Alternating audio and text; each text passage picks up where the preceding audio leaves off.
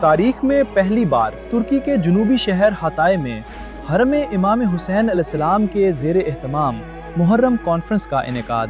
حرم امام حسین علیہ السلام کے شعبہ اطلاعات کے ذیلی ادارے مرکز امام حسین علیہ السلام کے زیر اہتمام ترکی کے جنوبی شہر ہتائے میں تاریخ کی پہلی محرم کانفرنس منعقد کی گئی۔